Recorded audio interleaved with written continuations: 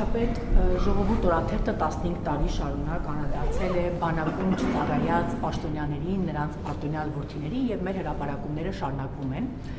Ակնհայտ քաղաքական որոշմամբ վերջերս վերաբացվեց Նարեկ Կարապետյանի բանակում չծառայելու թեման եւ ըստ էության քննչական կոմիտեում քննությունը շարունակվում է։ Այս անգամ ուզում եմ հնչեցնել երկու անուն։ Ձեր թերթում աշխատում էր սպորտային լրագրող, ով հիմա զբաղեցնում է ֆուտբոլի ֆեդերացիայի փոխնախագահի պաշտոնը, Արմեն Նիկողոսյանի մասին է։ Հրապարակվել է, որ նրա որդին եւ եղբորորդին ազատվել են պարտադիր զինծառայությունից։ Նիկողոսյանը ազատել է որդուն իբր թե ֆուտբոլիստ է։ Ակնհայտ երևում է հայրը ՀԽԽ փոխնախագահն է, որդին իբր ֆուտբոլիստ է եւ ազատվել է բանակից։ Շահերի բախումը, դիրքի չարաշահումը ակնհայտ կա։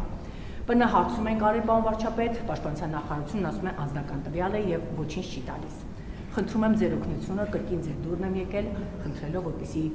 ձեր ձևով պարոն վարչապետ հանձնարարեք այս գործը վերաբացել, ուսումնասիրեն, տեսնեն հիմքը։ Եվս մեկ անուն հնչեցնեմ ձեր թույլտվությամբ։ ՔՓ խմբակցության պատգամավոր Նարեկ Գրիգորյանն է, ով ըստ հետքի ինքնավնասումով է բանակից ազատվել, գուցե սրա մասով էլ բարույթի հարուցումը օգնի պարզել պետական պաշտոնյան ինչպես է ինքնավնասումով տարիներ առաջ ազատվել բանակից։ Այս տարի պարոն վարչապետ ձեր թույլտվությամբ Սուրեն Պապիկյանը հայտարարեց, որ աշխատանքից ազատել են ՊՆ աշխատակցի այն ծնողներին, որոնց զավակները այլ երկրի քաղաքացի են։ Ուստի կարծում եմ պարոն վարչապետ ձեր համար էլ բանակից փախչելու թեման սկզբունքային հարց է, անձնական տվյալների թիկունքում թաքնվելը չի ստացվի։ Խնդրում եմ եւս մեկ անգամ ձեր ձևով հանձնարարեք իրավապահ մարմիններին այս երկու կոնկրետ անձանց մասով վերաբացեն, ուսումնասիրեն, մենք էլ հասկանանք, թե ինչ հիմքով են վերոնշյալ անձիկ, նրան արտոնյալ որդիները, Նարեկ Գրիգորյանը, ՀՀ փոխնախագահի որդին բանակից ազատվել։ Շնորհակալություն։ Նախ ես կարծում եմ, որ ընդհանուր առմամբ բոլոր այն մարդիկ, ովքեր իրենց տղաներին այլ երկրի քաղաքացիություն են շնորհել, որպեսզի նրանց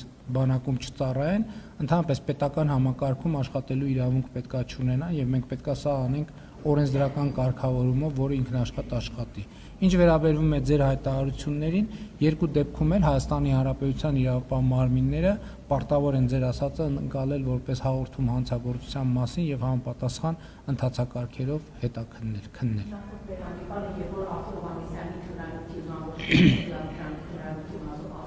Ես այդ ընթացն ավարտել։ Այս անգամ նույնիսկ կոպար վարչապետ կնշեմ պարոն վարչապետը կառավարության նիստի հասնում որ չավ եւ հանդիպես հրավիրեցի հստակ ասեցի իրավապահները պարտավոր են, ես ընթացքը կրկնում։ Դա պարոն վարչապետը ասի չասի, իրավապահները պարտավոր են։ Ասում եմ պարոն վարչապետը ասի չասի, իրավապահները պարտավոր են։